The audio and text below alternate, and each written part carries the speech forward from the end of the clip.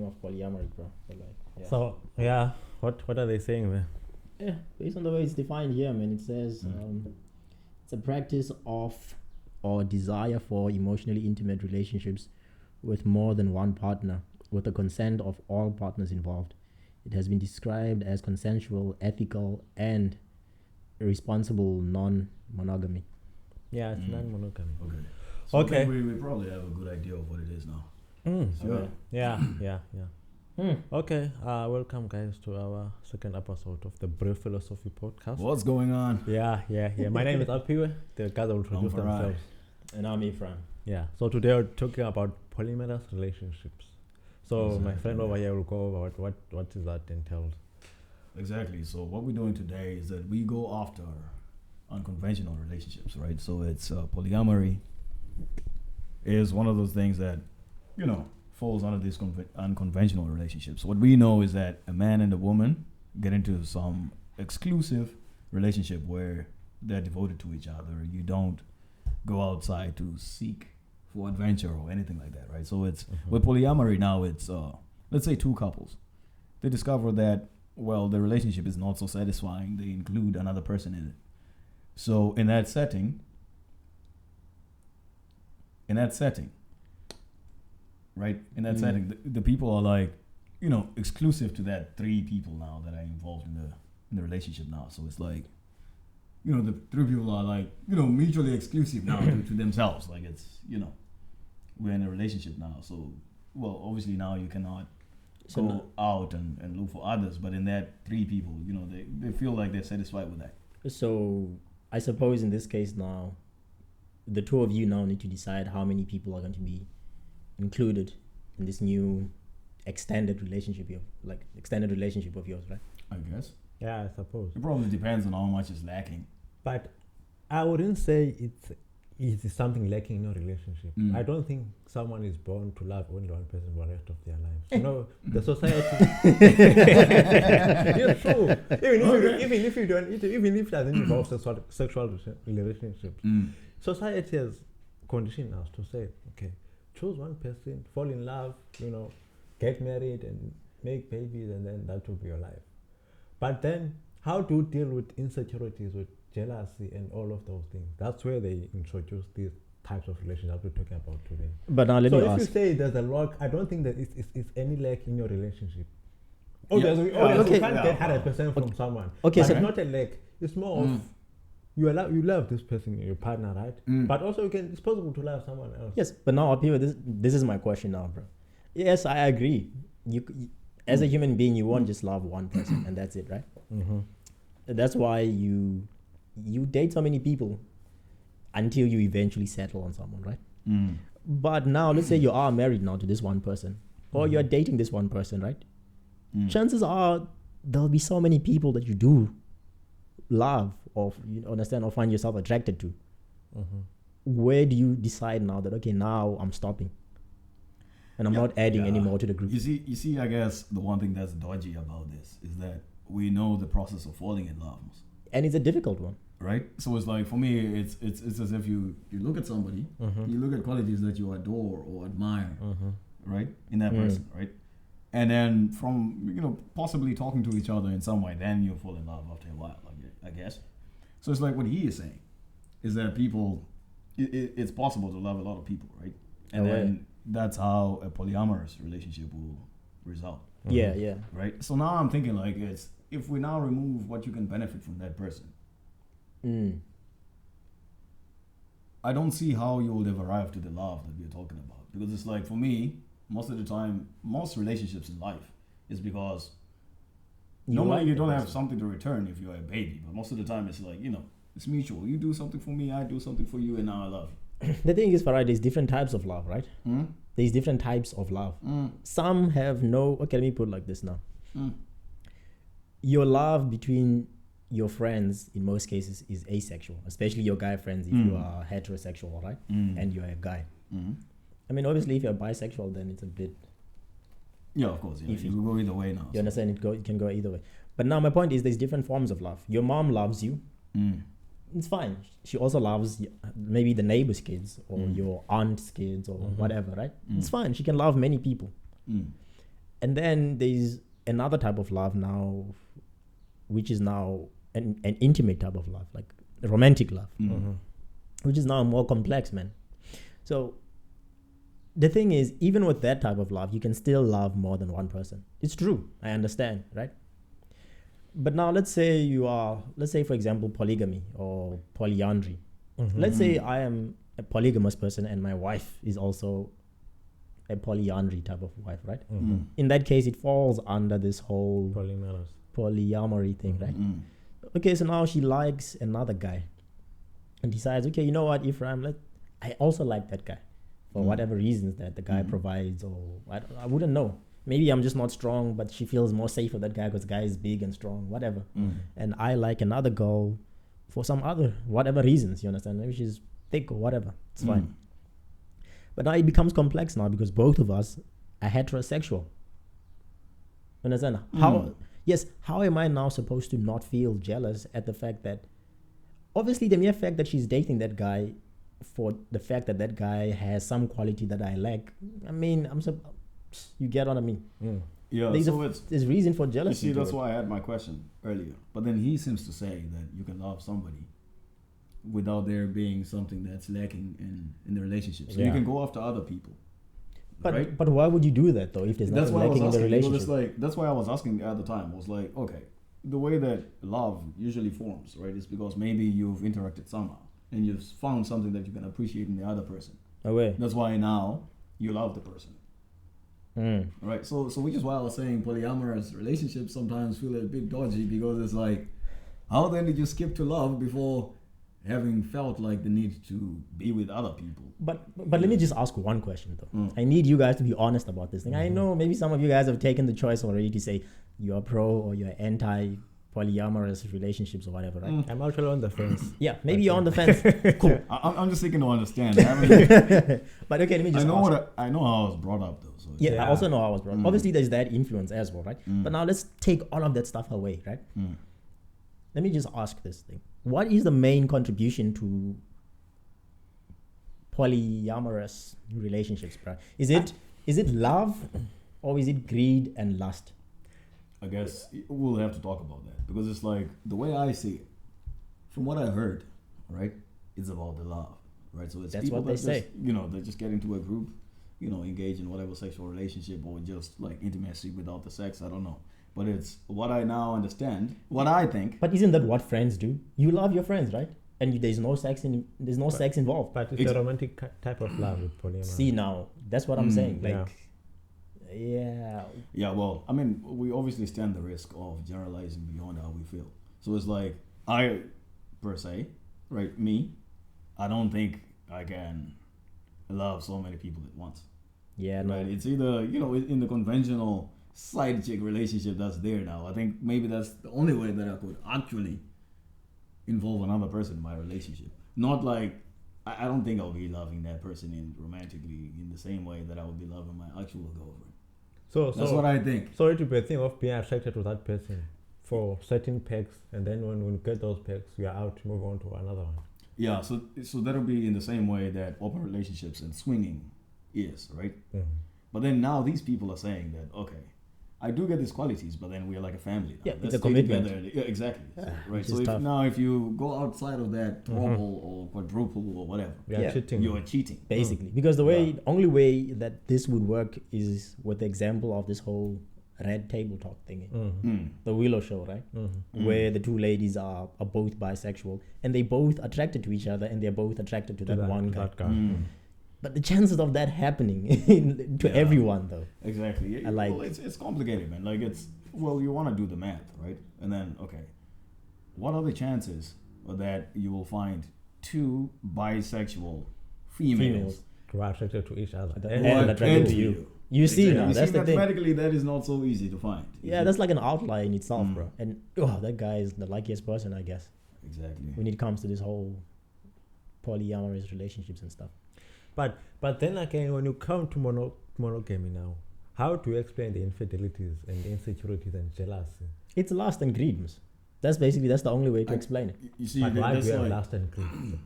You see now that I mean, if you satisfy with this one person and you love them dearly with all your all of your heart, how do you then have to have greed and lust to, to seek other people?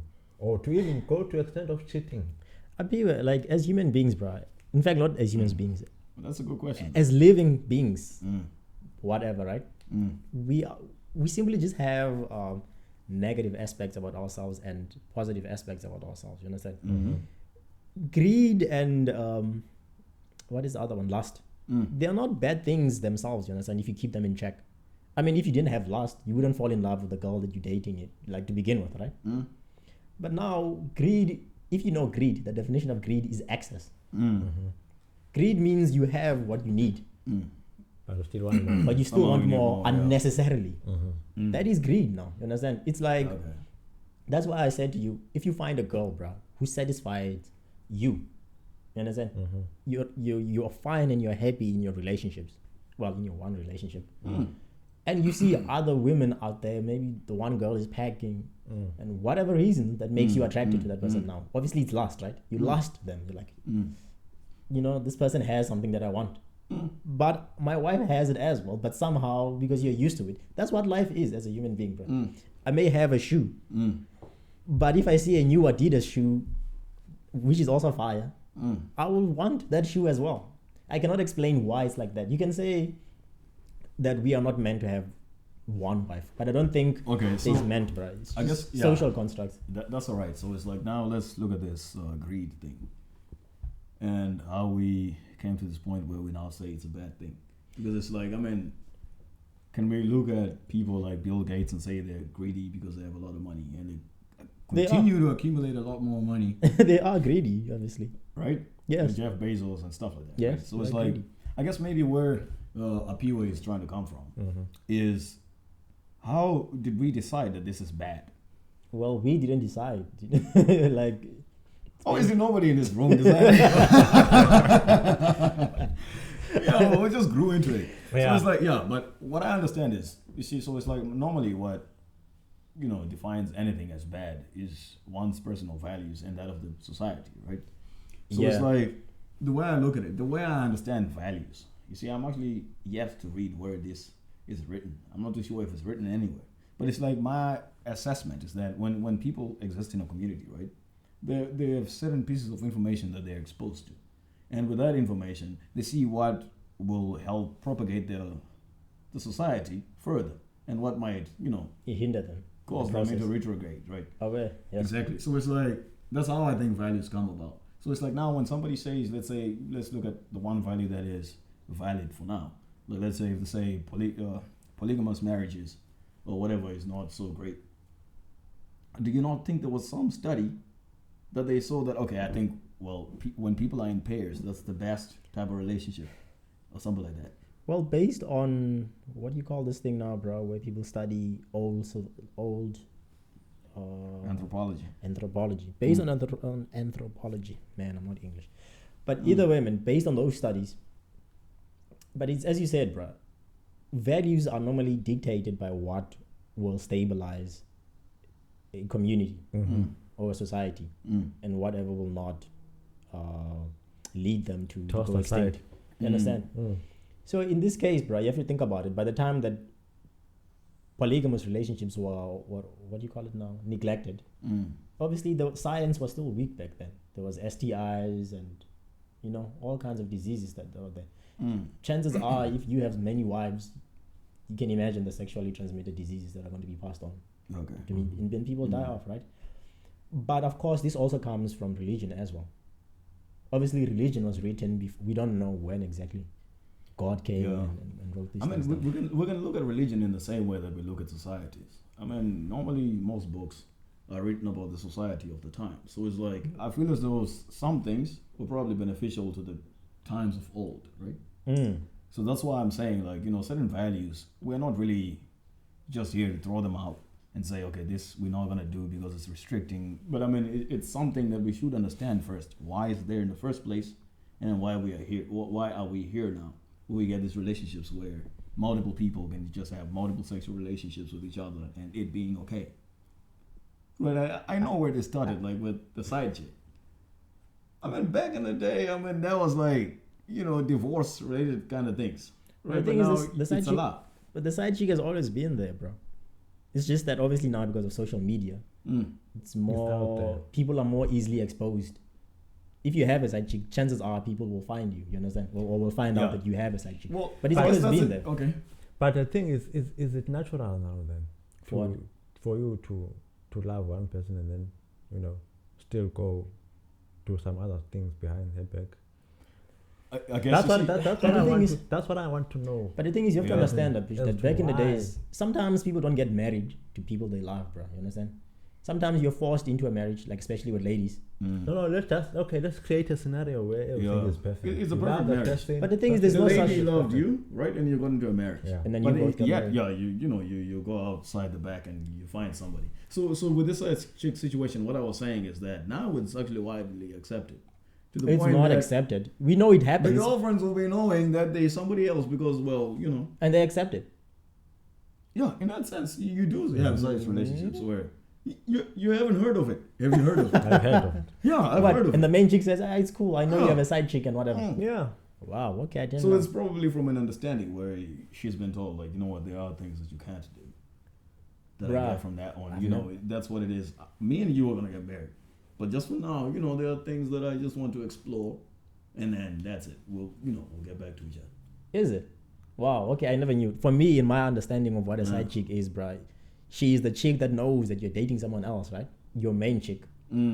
But then she still wants you for some reason. It might be financial benefits or whatever else, or you stroke well or whatever, right? But then your main chick is normally the chick you try to protect and make sure she doesn't find out about all the other stuff That's you're how it doing on the started side. because there's always been a mistress. So it's like with even in Yeah. marriages, like there's always been this thing about a mistress. Like, you know, somebody you go to, they understand your marriage and all of that stuff, but you know, they probably don't have a husband, right? Oh, So they okay. accept. So my thing is, Uh, if you can love this one person but still have other things on the side behind her back, why don't you just come out in the light and say, I'm attracted to so and so. Can we have this agreement where we are in a type of kind of a relationship? That's where polyamorous relationship comes. I think that's where you Then come. why But, not? but I don't think, you know, many women out there will probably not accept that sort of thing. Like if you're gonna go and say, you know what, I have this problem where sometimes I feel as though, you know, I need to do something on the side. So can we normalize it? You know, it's like I think, you know, it goes back to the debate about what's normal and what's not. And now when we say what's normal, we're just saying like what most people do, right? So it's like I feel as though most women. Okay, let me pull up a stat that I saw. Right, they say that half of the men, right, that responded to some survey were open to open relationships. Yeah. So Okay. and then a third of the women were. Yeah. So then what So happens to the 2/3 now? So it's a conflict already because it's like men are more readily to get loose, Yeah. Exactly what I was about to say. right? And, Yeah, and females okay. are like more loyal, right? So in that sense, But do you think that's nature or nurture now? Is it because they are raised to be like that? Or is it in their nature now? there's that. You see, here's what I think when I look at these things about nature and being nurtured into something, right? Nature will tell you what, you know, obviously might harm you. You know, there are laws of nature. So if you go against something, then obviously it might not serve you right to be doing that thing. So that'll be nature, right? So it's like it's in the best interest of anybody to be doing a certain thing because it helps them. So that'll be nature for me. Being nurtured now is training, basically. So it's Yeah. like you are the way that you are because, well, of the way that you grew up, right? Yes. And being brought up that way. Oh, So it's yeah, like yes. now when I look at it, I have only a few things that I have to think about when I think of nature, really. It's like, why then are we jealous when our partner goes out and sleeps with somebody That's what I else? was saying. And why are we bitter then? Yes. Because it's like, I don't know. So now when I look at it, that's why these values are in place now. Because they see- looked at that and they found that, you know what, it's hurtful for a person to be double crossing the other person. So, you know. But the just thing be with is the one now, person. the person is doing it behind your back and you're not aware of it, right? Yeah. But those people now who are now open, knowing that, okay, you have, okay, let me put it like this. So polyamorous relationships have always been there. Like, let's say, for example, for the queens and the kings, right? The prince will be forced to marry the princess in another kingdom, right? Because it stabilizes the kingdom. But they're not in love. They may learn to be in love. It even happens when people are not really of royalty. They may be forced to get married, right? Okay. And they learn to love each other. Poverty now- can force you to get married too. What? Poverty. Yes, poverty as well. You don't love the man, but he just has money. You understand? Yeah, basically, right? But now let's just stick now to royal families, right? Okay. Because I think for me, that's the oldest knowledge that I have of this whole polyamorous relationships. Okay. So now the prince and the princess both get, it's like in mostly arranged relationships, right? They get married, it's cool, they have kids and stuff like that, but they're not in love. But normally the prince would have a concubine. And the queen now, maybe she's the queen or she's still the princess, whatever, she would have knowledge of it. She would know and she would accept it. It's a normal thing that the royal family does. We are not in love. We just sleep together just to propagate, to have kids. But there is a commoner, like a girl who is a commoner that I'm in love with. And we are actually in a relationship, so, but obviously we'll never get married because of she's not royal family. Okay. So that's how I feel. But obviously it was not because they chose to be in a polyamorous relationships. So, I don't know. Like, I don't think. Don't you think then it's better to be in that situation where you choose to be in this polyamorous relationship instead of having something on the side that is hidden? But now, from how your actual stable? partner? But how stable is it though? That's my question, bro. Except, okay, we spoke about the three people in that relationship that were on that red table talk. Yeah. In that case, it seems like it was a stable thing because all of them are in love with each other, right? But it could also be a facade. I mean, Or it could be a It facade. could be. Yes. It could be just to push some hidden agenda. Yeah. Right. But for me, I think that's the only sort of a polyamorous relationships That makes sense. That makes sense. That could work. Yeah. Anything other than that, bro, like I don't see how it would be stable. Because you'd be jealous now. Stable in what sense? Yeah, well, yeah. In this case, you all love each other, you understand? Yeah. And, So it's and it depends on what your end goal is in this whole I thing. guess. You understand, I Like guess. if you want to get married, then it can become a bit of a problem. that's what I think. So it's like, I mean, as human beings, we have this, affinity for liberty, right? The liberty to do what we want. Obviously, now you can't have free will to kill somebody, but then you would like to have free will to explore whatever it is that you want to explore without it affecting other people, right? So it's like, I think that's the choice that these people make. But then, you see, most of the time, it's not so easy because it's like the girl that you find and you love first might not be with the idea of being with the other person as well. You see now. And you are not satisfied because you still feel like you need to be with the other person. So I don't know now. But let me put it like this, Apish. What is that? I feel like such relationships should just end. Speaking of liberty, man, I think being in a monogamy doesn't kind of give you that liberty I think, okay, Apish, let me put it to like this. to feed your greed and your other stuff. Okay, Apish, let So me... that You see, so This is video greed. that's why there's so many infidelities going on. yeah, I well, that's understand. true, but it's People like as well. normally, right? No, not normally. What I think is that people would have made a mistake, man. You're probably not the marriage type, or you're married into the wrong system.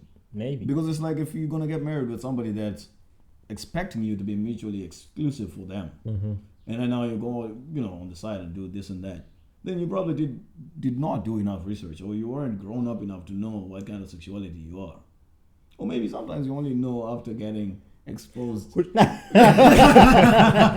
the thing. Which is why, man, the dating process, that's where you should fix your things. That's what I was going to say. Be effective, open up, saying this is what I want A, B, and C from this relationship. Are you prepared to do that? And then she'll tell you what she wants from you. And then you guys will see if you can find common ground. And then build from there. Don't assume that since Yeah, you're of in a course. relationship with someone, then Everybody's everyone mutually is exclusive, mutually yeah. exclusive to you. That's where the problem comes Yeah, from. exactly. Yeah, no, that's true. But then bro. it's not also easy. I mean, imagine a guy who's had problems getting a girlfriend, and then they get this very first person who is so nice. And Yeah, then bro. That they means can't that tell first them now, like man. You they see can't now. tell them, like I know I was desperate before, but I also have other pursuits. Yeah. Right. You see now. You see now. So that's how I think that's where laws come into play, because it's like trying to protect people, because it's like, by knowing that it's only monogamous relationships that are allowed, then I think it sort of exposes you to this thing. So it's like, now okay, if I get married to somebody, then I'm going to be with them forever. Yeah, the thing is, man, I feel like it's what you just said, to be honest. I think there's a reason why us as a society are more inclined or have been raised to accept The monogamy. the monogamy, bro. It might be as well to protect people's feelings, you understand?